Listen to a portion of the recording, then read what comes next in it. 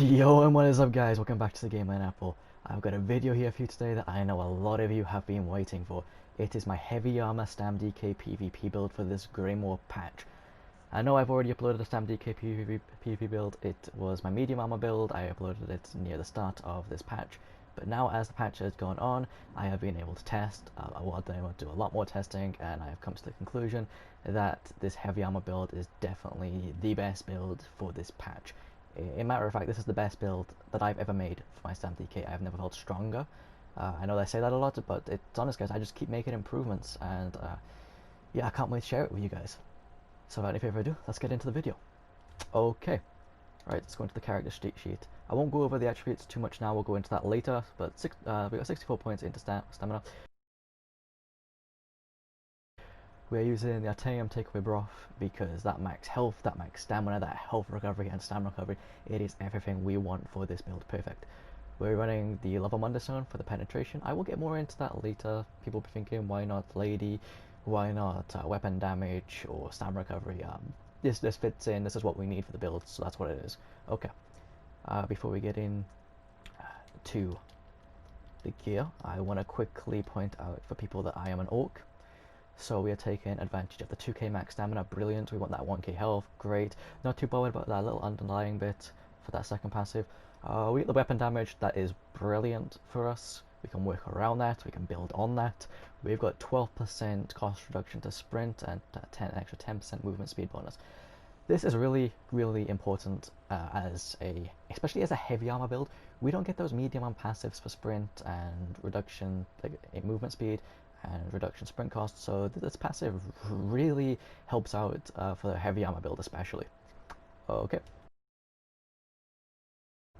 Right, now let's get into the gear. Right, before I get into the gear, guys, I want to tell you that it is different, it is unique. You might not understand why I've done this. Now just go with me, let me finish, and I will try my very best to explain why I have done this, because there is some valid reasons for it. Okay, let's get into it. Okay, so on my back bar, perfected master axes. No surprise here, guys. We want that extra bleed, and the perfected master axes are so strong. We're running defending on both of them, so we get the extra line of crit for the perfected. We don't really care about that. It's just, you know, whatever. Then we get the twin slashes, the two-piece. You know, we get 1,635 damage for each initial hit and for the bleed. It's so strong. I'm losing words here, guys. It's so strong. Especially with healing being decreased, the pressure that you receive from this on top of other dots is just phenomenal, and that is why we've gone for it. So we got defending on each one. We're running the double dot poison with stamina, a decrease on the back bar. The reason why we've chucked in the stamina decrease is not because we really want to drain, like for the 1v1 purpose. It's because if we're against a Templar or somebody who can cleanse, it's not just a double dot poison that goes on to them. It's a double dot and a stamina decrease. I mean, they've got to cleanse that increased stamina cost. That has to be cleansed. So that's 3 dots right there. Then we have the twin slashes. That is another dot. We got the bleed from the twin slashes because they're axes. That is another dot. We're already at 5 dots. Then we have poison, venomous claw. That's 6 dots. Then we get the extra poison proc from that, the poison status effect. That's 7. Then we got breach, and we've got the toxic breath proc. You see where I'm getting at here, guys? That's a lot to cleanse, and that is a lot of magic and resources for people to be using. So that is why I've gone for this poison. Okay. Then we're using stuns front bar. Sorry. We are using weapon injection in hand. Yep. The reason why I'm using this set, we are only using 4 pieces of this set. Like I said, guys, stick with me here. So we have got the first line, we get weapon damage, don't care about the spell damage. Then we get penetration, weapon damage. We are not getting the 5-piece bonus, so let's not worry about that. Okay. Right. Now we are using choking. So I will go over the enchantment later, but we're using Impen on choking. Actually, I'll go over the I'll go over the top bits for all the armors a bit later. But yeah, choking, we get the extra healing done. Can't go wrong with that this patch. We get, when you heal yourself, or you know how it goes. You get the extra health recovery, about 900 health recovery. Really, really strong. We actually need this on DK. I tried a medium armor build and a heavy armor build without choking, and it just doesn't work. I mean, you can go Engine Guardian, that works. but Troll-King is just so strong to give that extra healing over time, and it can still be active when you're 100% health. That is why it's so strong. Okay, so yeah, both of these in heavy. Then we're using Eternal Vigor, obviously, guys. Max magic recovery, health recovery, magic, stam, and health recovery. Then we get a line of health. Then we get 333 stamina and health recovery while above 50% health, and an extra 1000 health recovery while you're below 50% health. Guys, it is so strong. It is one of the best, if not the best, at this patch, especially for stam and DK. We're using so much magic, we really need this set. So yeah, 5 pieces of this. Okay, then we're using the stuns belt and stuns hands, just for those 2 small pieces to be in medium, because this is only a heavy armor set. So yeah, I've already gone through this. Okay, right, so we got 2 pieces in pen. I'm using in pen on the head and shoulder. Then we got reinforced. This is important to have reinforced on the chest and legs, because those are your biggest pieces. And then we're using 3 well fitted for the 3 remaining pieces. You can mix around with the well fitted and in pen as you see fit, but the reinforced on chest and legs is where you get your best armor potential. Okay, then we have the Amulet of Eternal Vigor and the Ring of Eternal Vigor. These 2 complete your 5-piece set. And then we move on to the big boy piece. This is why we're not running a 5-piece set for stuns. We use 4-piece stuns and 1-piece Malakath. Yes. So people be thinking, oh, but you're running a 2-piece, another 2-piece, then a 5-piece, a 4-piece, and a 1-piece. Isn't that a bit messy?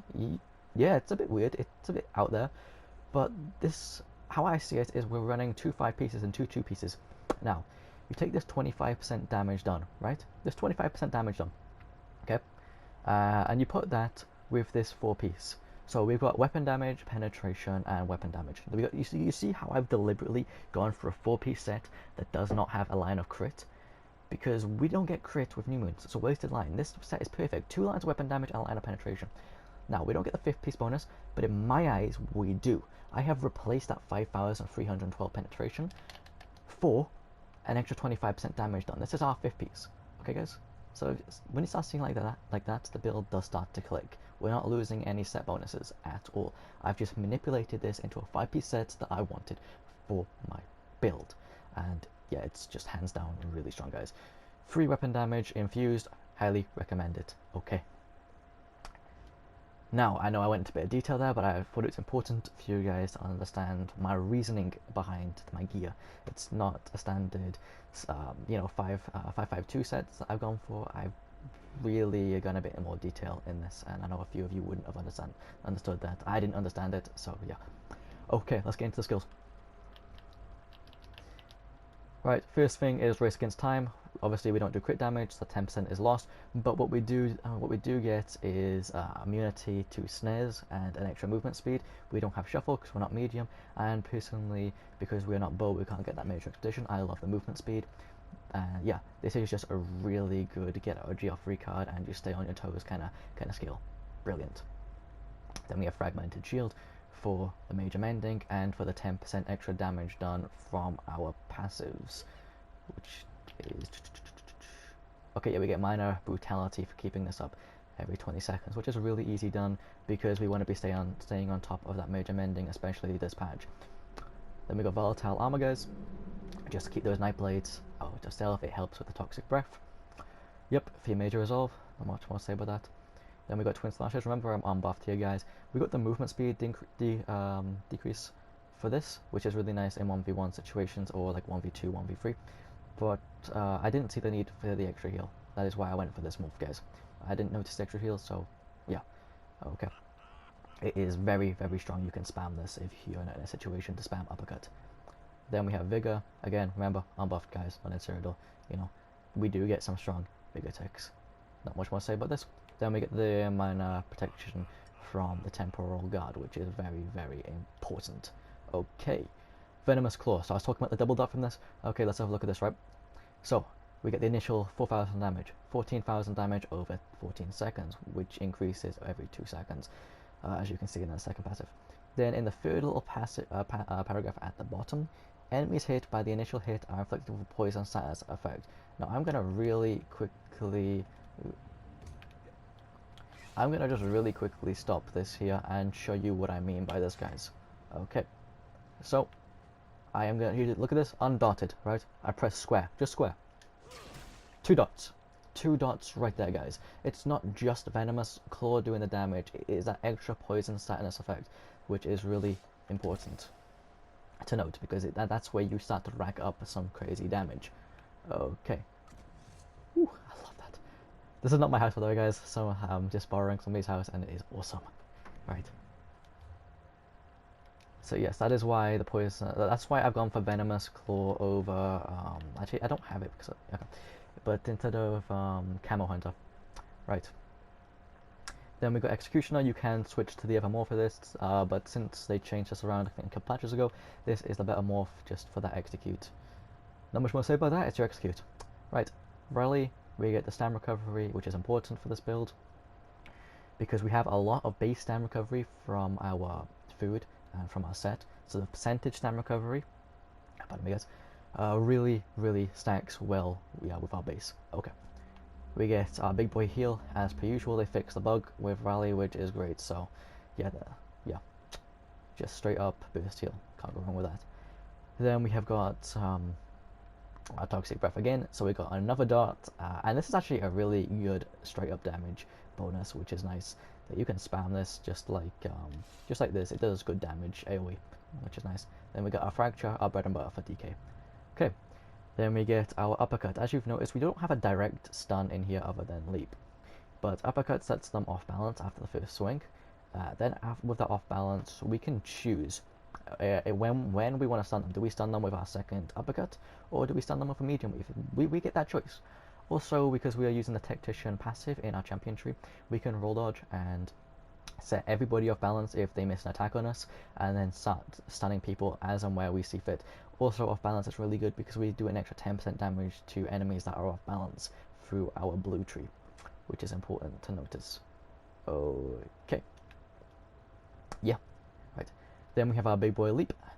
Not much more to say about that. If you're not using leap on a DK, what's wrong with you? Seriously, it's probably one of the best ultimates in the game. Okay, now let's get into our champion tree. So, as I always say, guys, especially with the green and the red tree, this is personal preference and all up to you. I'm just giving you a guide on what works for me personally. Okay.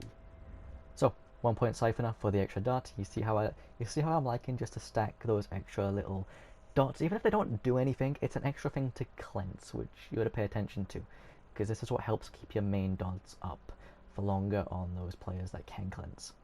Then we've got 10% into sprint. So 16 points sprint, 48 points into Warlord, 64 points into Moonkalf, 19 points healthy, 43 points tenacity. We do get the extra movement recovery here. It's right. I mean, it's there when we're sprinting, which is we do sprint a lot with Race Against Sam. Something to note. Then we have 56 points into tumbling and 23 points into block. Yeah, you can change these around, guys, as you see fit. I roll dodge more than I block. That's just how it is. Okay. 5% into blessed. 37 points in shutting blows. With all our dots, we rip through those shields, guys. Those sorcerers really have to stay on their guard with us, which is really nice. We're not just an uppercut and toxic breath kind of player. We have got dots, guys, and pressure, which is really good. Then we've got 72 points into Master at Arms and 11 points into Physical Weapon Expert. As you can see, guys, we have specifically got 120 points into this tree so that we can get the Tactician passive. When you roll dodge, to dodge an attack, you set an enemy off balance, which is really important, so we can medium wave get our stuns in, and so that we can exploit and get an extra 10% damage done to enemies who are off balance, which I kind of like to roll dodge, set them off balance, then I know that my leap is ready to do an extra 10% damage from that leap. Okay. Then we got 14% into Fimitage, so 34 points there. We got no points precise strikes, no need, forget about that shite, guys. Then we got 41 points into piercing and 56 points into mighty. I did calculate on my phone how much penetration we got overall. So we got 12,961 penetration overall without that 5 piece bonus, which we don't have on this build, which is really strong. So we have the two-handed maul as well for the 20% extra damage done. So, sorry, 20% extra penetration. Yeah, so our penetration, guys, is absolutely fine on this build. Okay.